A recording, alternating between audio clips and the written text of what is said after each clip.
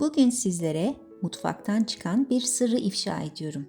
Herkesin mutfağında bulunan bir malzeme ile orkidenizin yeniden çiçek açmasını, yapraklarının güçlenmesini ve köklerinin canlanmasını nasıl sağlayacağınızı göstereceğim.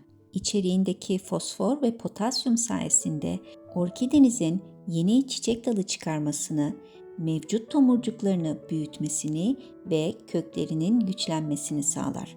Antioksidan özelliği sayesinde orkidenizin yapraklarını sert ve canlı yapar. Bu mucizevi doğal gübreyi evde kolayca hazırlayın, orkidenizde mucizelere tanık olun.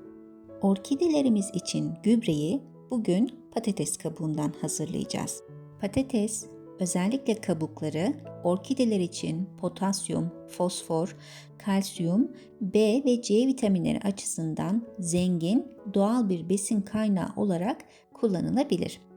Patatesin içerdiği nişasta ve mineraller orkidenin kök ve yaprak gelişimini desteklerken çiçeklenmeyi arttırmaya da yardımcı olur. Ancak bu gübreyi hazırlarken doğru teknik ve doğru oranlar çok önemli. 2 adet patatesi güzelce yıkadıktan sonra kabuklarını ince olacak şekilde kestim ve bir cezve içerisine koyuyorum. Patates kabuklarının üzerine 300 ml su ekliyorum. Patates çok yoğun nişasta içerir. Orkide kökleri nişastayı doğrudan kullanılabilir bir forma dönüştüremez. Kök tarafından kullanılamayan nişasta bakteri ve mantarlar için bir kaynak olur. Bu da orkide köklerinde çürümeye neden olabilir. İşte bu yüzden patates kabuklarını kaynattığımızda büyük miktarda nişasta suya geçmez ve suda çözülebilen potasyumu ortaya çıkarırız. Yani hazırladığımız bu tarif orkideler için patates gübresinin en güvenilir halidir. Bu arada çokça gelen sorulardan biri orkidemin kökleri çekildi, yaprakları yumuşadı. Neden? En büyük neden yanlış sulama olabilir. Orkidenizi kesinlikle üstten sulamayın ve yaprak aralarında su bırakmayın. Kökler ne zaman griye dönerse o zaman daldırma yöntemi kullanarak orkidenizi sulayabilirsiniz. Hava köklerine değil, saksı içindeki köklere bakarak sulama yapın ve orkidenizin suya doyduğuna emin olun. Kaynatıp soğuttuğum patates kabuklarım artık kullanım için hazır. Ancak bu şekliyle kullanırsam orkidelere zarar verebilir. İlk olarak üzerine kağıt havlu serdiğim bir süzgeç yardımıyla patates suyunu süzeceğim. Burada yavaş hareket ediyorum. Çünkü dibe çökmüş olan bir miktar nişastayı bu suya karıştırmak istemiyorum. Ve gördüğünüz gibi dipte en son kalan bu kısmı da karışıma eklemeyeceğim. Bunu atacağım. Lütfen her aşamayı takip edin. Patates suyunu asla bu şekliyle kullanmıyoruz, yoksa kökleri yakarsınız. Patates kabuğu gübresinin bir diğer önemli püf noktası gübreyi seyreltmek. Yarım su bardağı kadar hazırlamış olduğum patates suyundan bir kabın içerisine boşaltıyorum ve bunun üzerine sade su ekleyerek gübreyi seyreltiyorum. 2 su bardağı su ekledim ve artık gübrem kullanım için hazır. Ayrıca bir sprey şişesine bu karışımdan ekliyorum ve bunu da bir kenara koyuyorum. Orkide köklerinin sağlıklı bir şekilde bu gübreyi alabilmesi için bir ön hazırlık gerekli. Dikkat edin, kökler gri olmalı ve gübreleme öncesinde sade su ile kökleri hafifçe nemlendirmeliyiz. Eğer bunu atlarsanız orkidenizin köklerini yakabilirsiniz. Ve işte patates gübresi verip düzenli bakımlarını yaptığım orkidelerimin tam 3 ay sonraki halleri.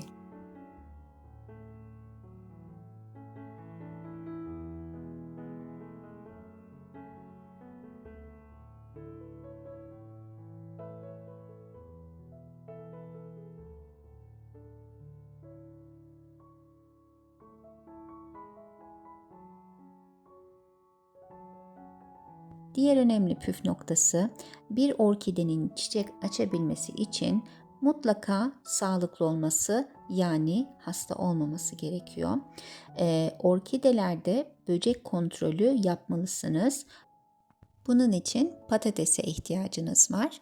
Patatesi ince bir dilim halinde kesin ve Bu patates ile orkidenizde görmediğiniz, gözle görülmeyen toprak içerisinde tripsler, kırmızı örümcekler, herhangi bir böcek varsa bunu tespit etmiş olacaksınız.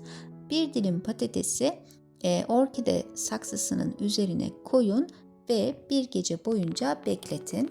Bir gece sonunda orkide içerisindeki böcekler bu patatese yapışacaklar. Bunu atıp 3 gün boyunca bu işlemi uygulayabilirsiniz. Bu sayede toprak içerisindeki böcek popülasyonunu bozmuş olacaksınız. Bir diğer önemli püf nokta orkide yapraklarının sağlıklı olması, yani lekeli olmaması gerekiyor. Orkide yaprakları bize aslında pek çok şey söyler. Mutlaka 15 günde bir yaprak kontrolü yapın. Yaprakların üstlerine ve altlarına iyice bakın. Herhangi bir böcek, lekelenme nokta görüyorsanız bunlar bir hastalık olduğunu gösterir. Hazırlamış olduğumuz patates kabuğu suyu içindeki B ve C vitaminleri sayesinde yaprakların çok daha parlak, sert ve canlı görünmesini sağlar.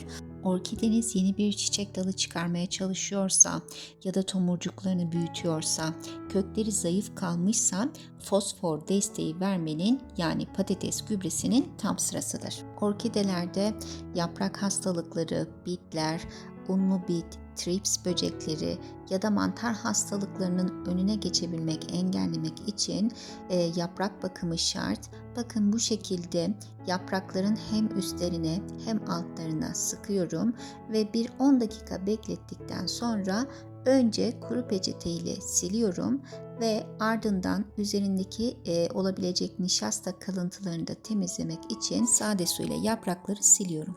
Bu arada videomu buraya kadar izleyip beğendiyseniz beğen tuşuna basmayı, videomu paylaşmayı ve yorum yapmayı, kanalıma abone olmayı ihmal etmeyin. Destekleriniz benim için çok önemli. Eğer orkidelerin kökleri sağlıklı ama uzun süredir çiçek açmıyorsa patates kabuğu suyu ile çiçek açtırabilirsiniz. Bu su kökleri güçlendirerek çok daha hızlı çiçek açmasına yardımcı olacaktır. Her bir saksıya en fazla 8 yemek kaşığı kadar bu sudan verebilirsiniz. Altın kural: doğal gübreler çok çabuk bozulur. Hazırladığınız karışımı 24 saat içinde kullanın ve saksı altında biriken suyu muhakkak dökün. Ayrıca bir sonraki sulamanızı, yani kökler kuruduğunda sade suyla yaparak saksı içinde biriken organik atıkları temizlemeyi unutmayın. Bu sayede kök sağlığını da korumuş olursunuz. Evet, bugün sizlere patates kabuğuyla harika bir gübre hazırladım. Bunlar benim evde kendi imkanlarımla büyüttüğüm, hiçbir katkı maddesi kullanmadan evdeki doğal malzemelerle yetiştirdiğim orkidelerim. Eğer bunun gibi daha fazla video görmek istiyorsanız kanalıma abone olmayı, videomu beğenmeyi, paylaşmayı ve daha büyük bir aile olmak için katkıda bulunmayı ihmal etmeyin. Bir sonraki videoya kadar hoşça kalın, sevgiyle kalın.